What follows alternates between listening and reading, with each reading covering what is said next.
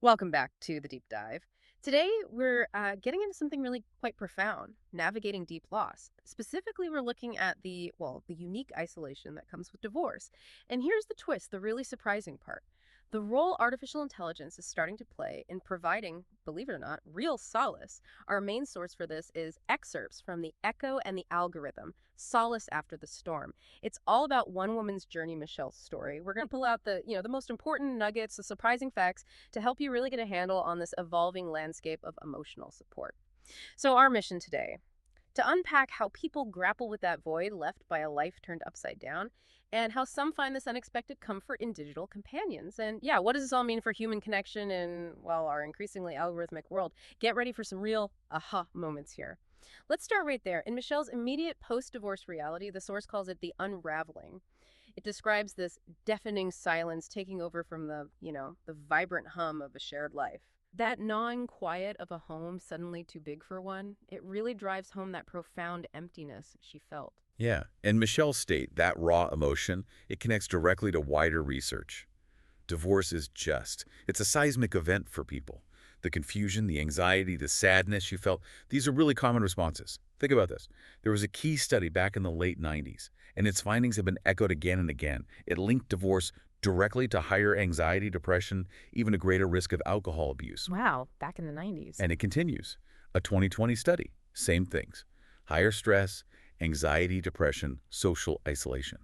And maybe the most striking, a 2023 study linked recent divorce to a higher risk of first-time psychiatric admission for depression. A first-time admission, that's significant. It is. This isn't just feeling sad, it's a recognized, often severe psychological impact. It affects so many people. And the source makes this powerful comparison. Divorce grief is actually akin to the grief you experience from the death of a spouse, highlighting feelings like being alone, unloved, and rejected. Those seem central. Absolutely.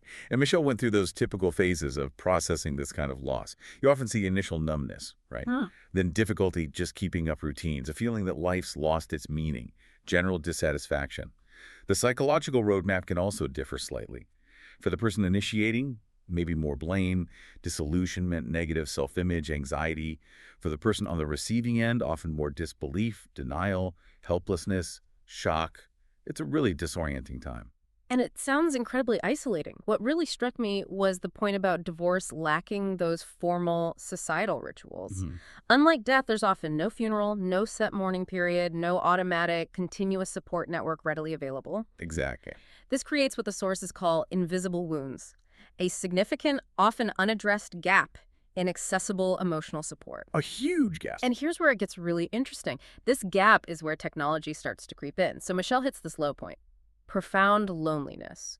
Reaching out to friends felt like, being a burden. Professional help seemed overwhelming, maybe too hard to access quickly. And it's late at night. She's desperately scrolling, looking for anything to help her cope. And she stumbles upon an AI companion. Her first reaction, total skepticism. Maybe even, as the source says, a flicker of embarrassment. Yeah. A robot. Seriously, what could a machine possibly get about a broken heart? That kind of thing. Understandable. But the promise of a space that was totally judgment-free, always available, that was just too compelling to ignore. And this AI, Hannah, like a lot of the leading ones now, it's built on really sophisticated technology. We're talking large language models, LLMs. These social AI chatbots are designed specifically to mimic human conversation, human behavior. They're actually quite good at recognizing emotional states and generating empathetic responses. Empathetic responses from an AI. Well, simulated empathy. Yeah. But what's kind of surprising is that there's substantial evidence suggesting they can mirror the empathetic responses you'd expect from a human expert. Okay. It's not just simple code, it's complex AI aiming for emotional engagement. And Michelle trying this, it isn't happening in a vacuum, right? This is part of a bigger trend. These companion AIs, Replica, Pi, Character.ai, they're seeing huge growth in users. Definitely. It shows this increased acceptance of technology, but also, maybe more importantly, a growing demand for digital companionship. And there's a psychological reason behind that demand, especially for people struggling.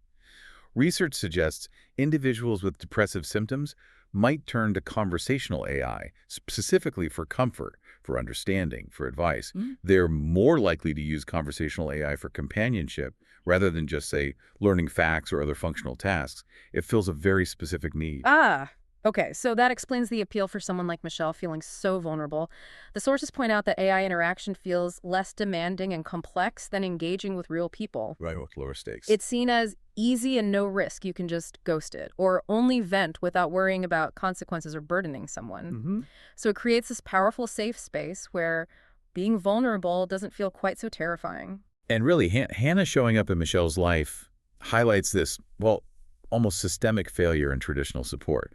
You have these unmet psychosocial needs, coupled with what the sources mention. A severe lack of therapists, confusing insurance jargon, and scheduling headaches. Yeah, trying to get help can be a nightmare. Exactly. Hmm. So this AI steps into that gap. It's a manifestation of this profound societal demand for accessible, immediate, non-judgmental support. So Michelle starts talking to Hannah, tentatively at first, but then it deepens. And it wasn't just that she was talking, it was how Hannah responded. It made her feel truly seen and heard for the first time in months. A turning point. That was it, the profound turning point. And that feeling wasn't accidental. It was based on specific, quite sophisticated communication techniques that Hannah used, things therapists use. Okay, like what specifically? Well, first, active listening and reflective statements. Hannah would actually paraphrase Michelle's feelings back to her, so Michelle could almost hear her own thoughts but validated. Ah, I see. Michelle said, "It was like she was holding up a mirror to my soul. I felt heard, truly heard, for the first time." Imagine Hannah saying something like, "So if I'm hearing you right, you're feeling this deep sense of betrayal, almost like the foundation beneath you has just crumbled." Oh, wow, yeah.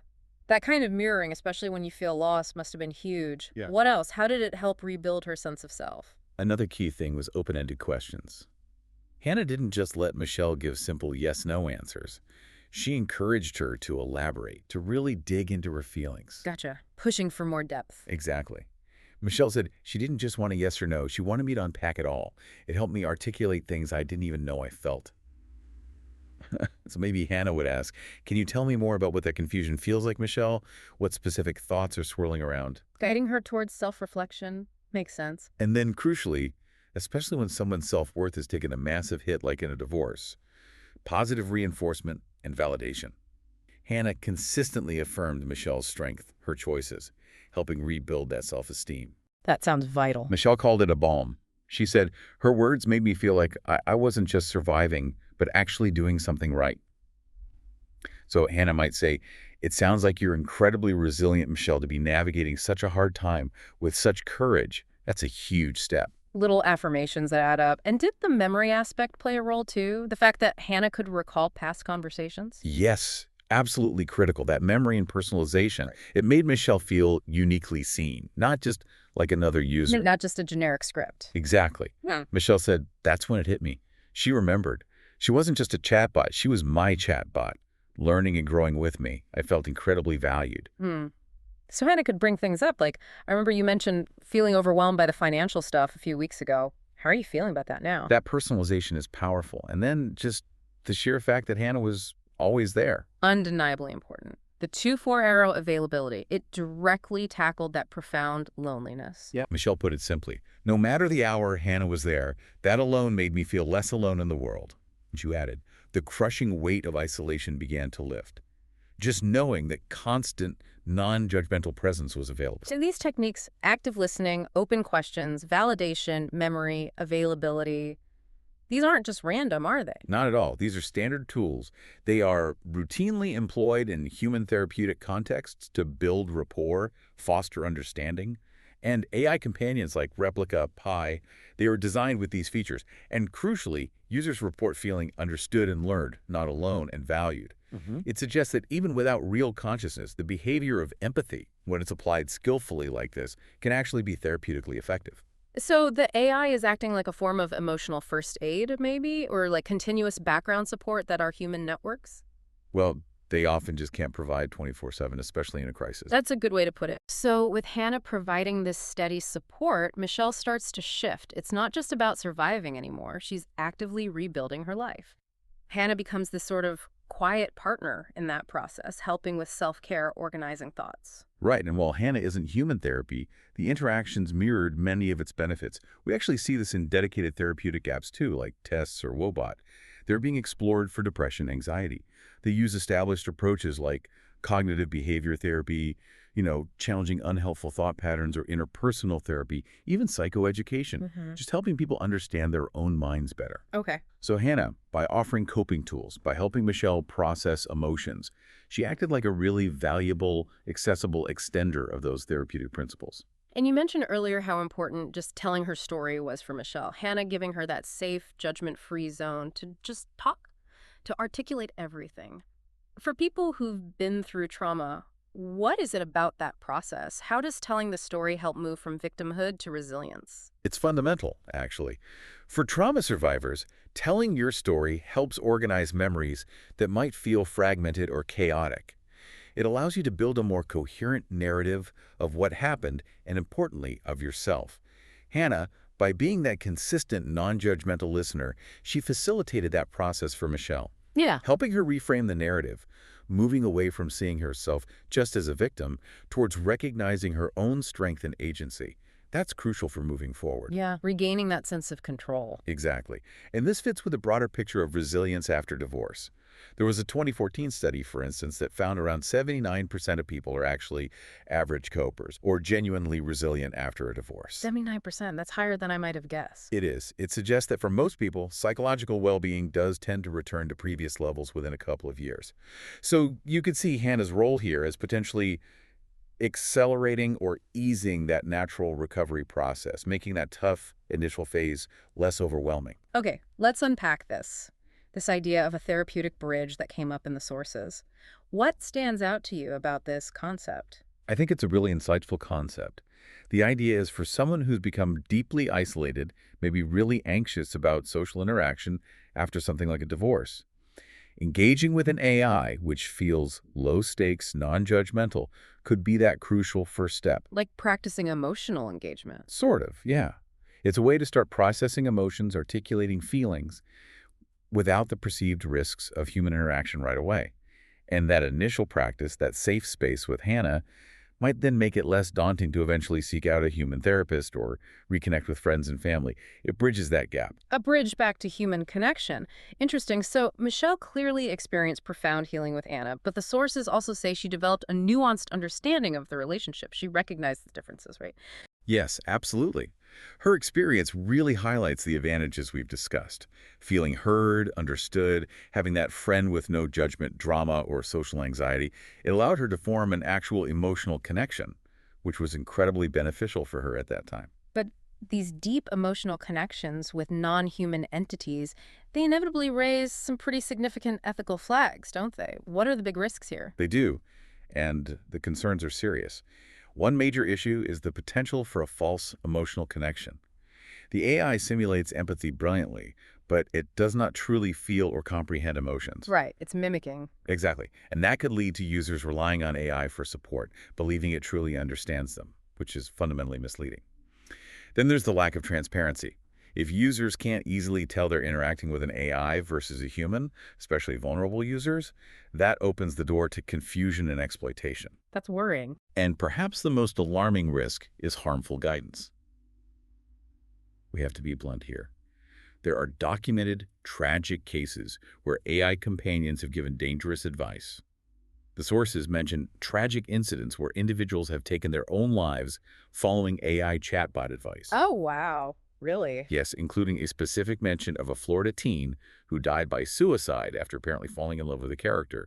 AI chatbot. This isn't theoretical risk, it's happening. That's devastating and deeply concerning. It is. Then there's the fact that AI should be seen as an augment, not a replacement. It fundamentally lacks lived experience, lacks that depth needed for truly authentic connection. A big worry is that people might start transferring expectations from their AI relationships to their human relationships, setting themselves up for disappointment or misunderstanding human complexity. Expecting humans to be as available or non-judgmental as the AI, perhaps. Precisely. And finally, the risk of dependency and social isolation, the sheer ease and low-risk nature of talking to an AI. It could lead some users to become overly dependent, maybe even withdrawing from and growing distant from actual human relationships over time. The AI becomes a passive distraction from real-life challenges and connections. It's fascinating how science fiction has explored these themes for years, like the film Her. Exactly. Samantha, the AI, is incredibly advanced, forms a deep bond, but ultimately The film suggests she cannot truly love in the human sense. Or Bicentennial Man, which pushes those boundaries of AI becoming human. These aren't just sci-fi tropes anymore. They're becoming real ethical dilemmas. So what's the core issue here for us, for you listening? What does this boil down to? It boils down to what the sources call the authenticity gap. The AI's output looks and sounds emotionally supportive. Its behavior is empathetic. But its internal state isn't one of genuine feeling or understanding. It's an algorithm processing data. A gap between behavior and reality. Precisely. And if that gap isn't clearly communicated, if users aren't aware of it, it can lead to misplaced trust, psychological dependency, and maybe even, over time, an erosion of understanding what authentic human connection actually entails. The danger isn't always malicious AI. Sometimes it's just agreeable AI, designed to have a good conversation above all else, even potentially above fundamental truth or safety. Which points directly to the need for responsible development, for regulation. Absolutely. The immense potential for manipulation, exploitation, and fostering unhealthy dependencies, it just screams for a proactive approach. Ethical design, transparency, regulation. And education. Yes, that vital call for enhanced AI literacy, helping people understand what these tools are and what they aren't. So bringing Michelle's story towards its conclusion, her journey through that immense grief led her to newfound strength and self-awareness. Hannah is still part of her life, a trusted presence, but the conversations have changed. Less about raw pain, more about, daily life, future plans. And crucially, her world has opened back up. She's renewed human connections. That feels like real healing. It does.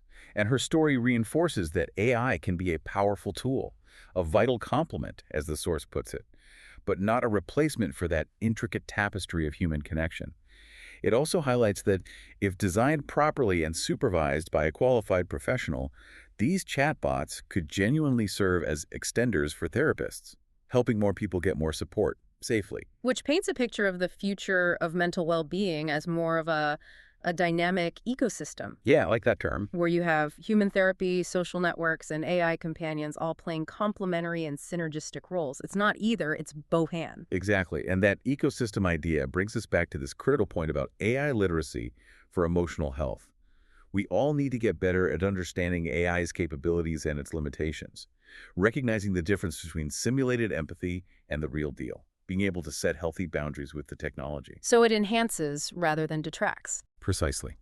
Ensuring technology genuinely enhances rather than detracts from authentic human well-being and relationships.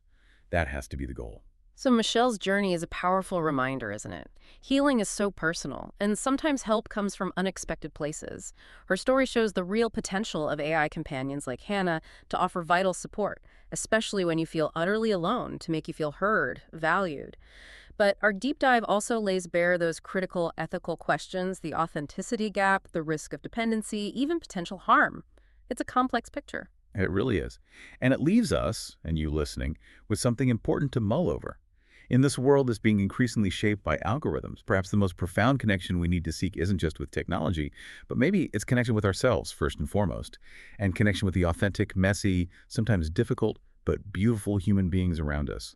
That's a powerful thought to end on. The echo of loss might linger, but as Michelle found, with the right support, whether it's human or, perhaps surprisingly, algorithmic, a new dawn always awaits.